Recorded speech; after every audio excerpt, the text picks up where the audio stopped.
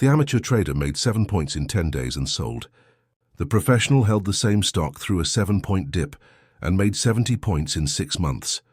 Jesse Livermore, who turned $5 into $100 million, said the most important words ever spoken about trading. "It was never my thinking that made the big money. It was my sitting." Today you'll learn the complete system behind sitting tight, the mental discipline that separates the 10% who win from the 90% who lose. Drop a comment right now. What's harder for you, entering a trade or holding it? Picture 1920, Fullerton's brokerage office, Wall Street. The tape is running. Stocks are climbing. A bull market is raging. Every customer in that room is making money. But here's what separated them. Some walked out with thousands. One man walked out with millions. His name was Jesse Livermore. And the difference wasn't intelligence. It wasn't better information. It wasn't even better market analysis. The difference was something far more difficult to master. Here's what most traders do, and it seems perfectly logical. You buy a stock at $50. It runs to 57. 7 points profit. Beautiful. So you sell, take your profit, and wait for the inevitable reaction to buy back cheaper. This is what every trading book tells you to do. Buy low, sell high. Take profits. Don't be greedy. Sounds smart, right? But here's what they don't understand. While you're waiting for that stock to dip back to 52 so you can rebuy, it runs to 65. Then 70. Then 80. And you're sitting there with your 7-point profit, watching 23 points sail away. The amateur thinks, "I made money, I did well." The professional thinks, "I was right on the market and I made almost nothing." Livermore discovered something that changed everything. He wrote, "It never was my thinking that made the big money for me. It always was my sitting. Got that? My sitting tight." This wasn't laziness. This was supreme discipline. In that same Fullerton's office, there was an old trader they called Turkey. Everyone would rush to him with tips, with reactions, with reasons to trade. And no matter what they said, his answer was always the same. "Well, you know, it's a bull market." They thought he was simple. They thought he was missing opportunities.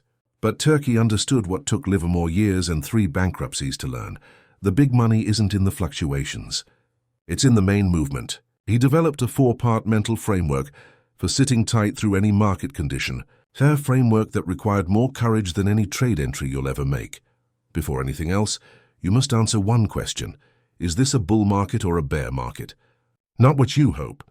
Not what you think should happen. What is actually happening right now? Think of the market like an ocean tide. Individual stocks are boats floating on that ocean. When the tide is coming in, even an average boat rises.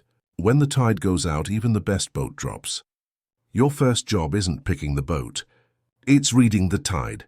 Here's where most traders fail completely. They focus on the individual stock and ignore the market. You hear about a great company, strong earnings, good product, solid management. So you buy. But the general market is in a downtrend. You think, this company is different. It's strong enough to resist. Livermore learned this the expensive way. He stated it directly. In a bear market, all stocks go down. In a bull market, all stocks go up. The amateur thinks the individual stock can fight the primary trend.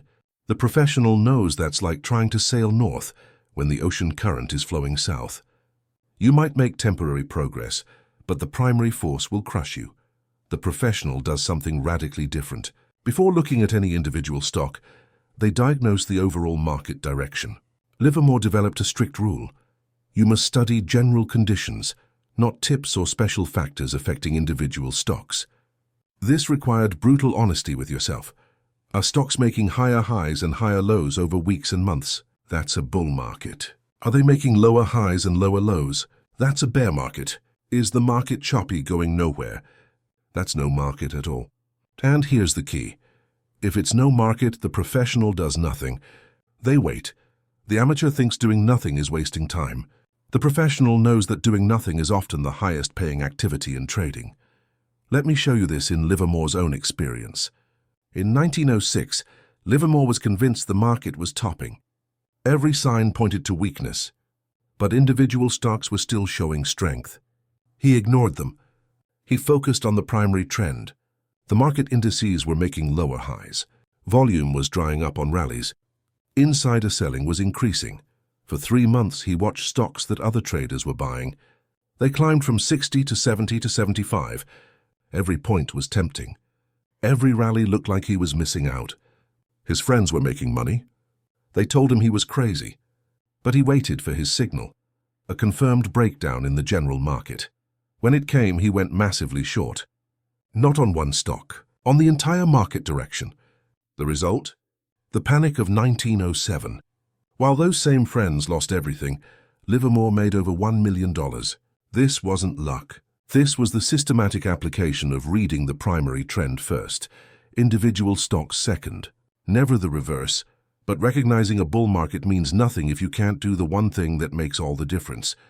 Because even if you know the tide is coming in, you can still destroy yourself if you miss the next principle, staying with your position. Once you've identified the bull market and bought your position, you face the hardest test in all of trading, doing absolutely nothing. Livermore said, "Men who can both be right and sit tight are uncommon. I found it one of the hardest things to learn. Sitting tight means watching your stock go up 7 points and not selling, watching it dip back 3 points and not panicking, watching it climb again and still not selling. You hold until the bull market itself shows signs of ending. Not until you've made enough. Not until you're nervous. Not until your brother-in-law says you should sell. Until the primary trend changes. Here's the psychological trap that destroys amateur traders. You buy a stock at 50. It runs to 57. You've got 7 points profit. Your mind starts calculating. That's 7% in 10 days. If I take this profit and do this 5 more times, I'll make 35% in 2 months, so you sell. You wait for the stock to react so you can buy back cheaper. But it doesn't react. It keeps climbing. 58, 60, 65. Now you're frustrated. You think, I'll wait for a bigger pullback. The stock hits 70, 75, 80. You've been out for 3 months, and the stock has gained 23 more points. Livermore watched this happen to him repeatedly in his early years. He said, "Where I should have made $20,000, I made $2,000. That was what my conservatism did for me." The amateur mistakes activity for intelligence. They confuse taking small profits with smart trading. The professional knows that in a bull market, your job is to sit. Just sit. Let the market do the work. The professional operates on a completely different mental model. When they enter a position in a confirmed bull market, they make a decision. This position stays until the market trend changes. Not until they're uncomfortable. Not until they've made enough. Until the trend changes.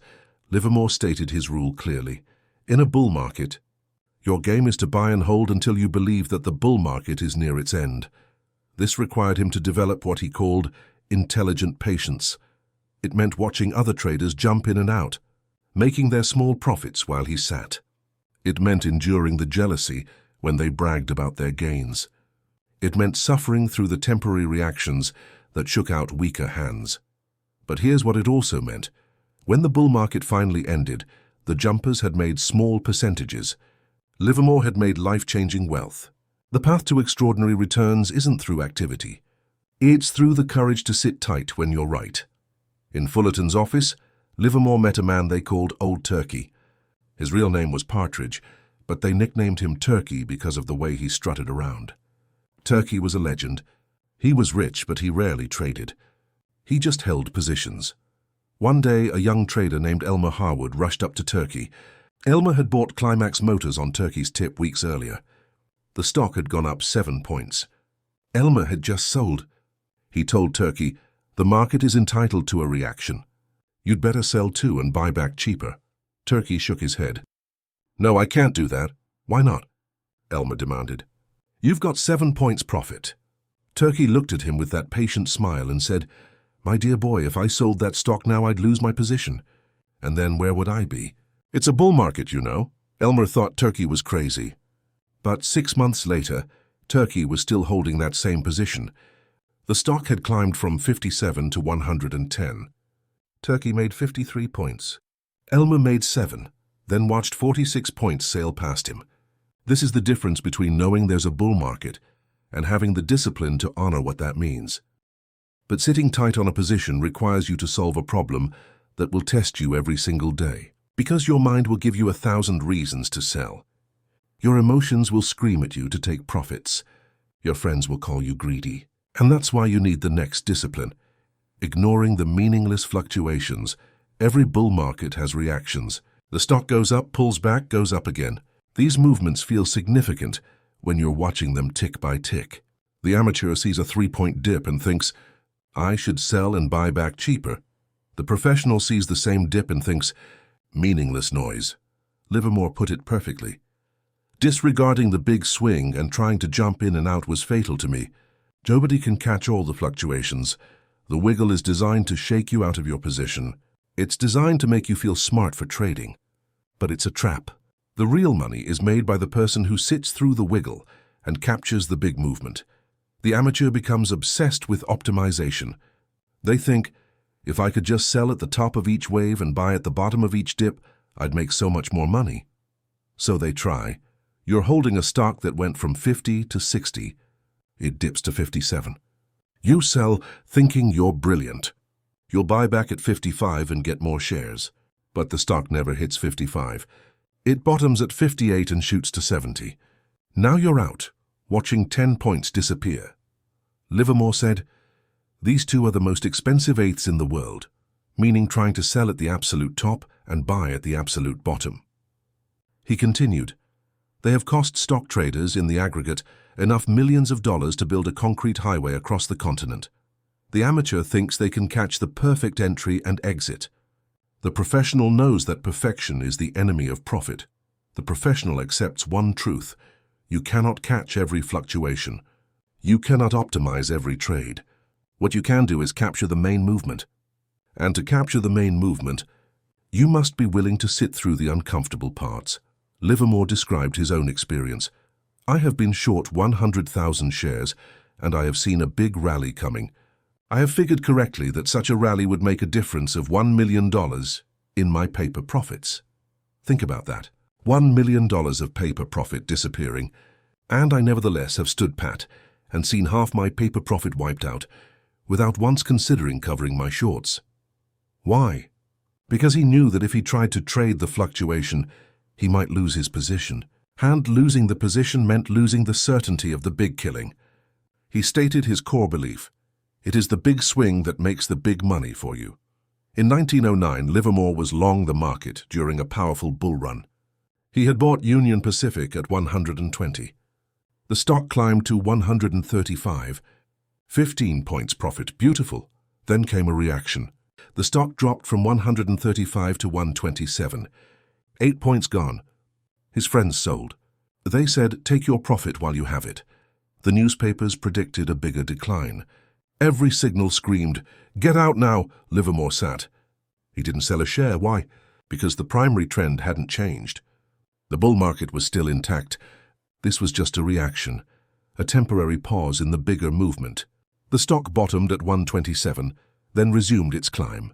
It went to 145, 160, 175. When Livermore finally sold near the end of the bull market, Union Pacific was at 184. He made 64 points. His friends who sold at 135 made 15 points, then watched 49 more points disappear because they couldn't sit through a normal reaction. This is what separates the wealthy from the merely profitable. But all of this sitting tight, all of this patience through reactions, requires one final discipline. A discipline so difficult that 90% of traders never develop it. Because knowing when to sit is useless if you don't know when to stand up and walk away. The hardest moment in trading isn't entering a position.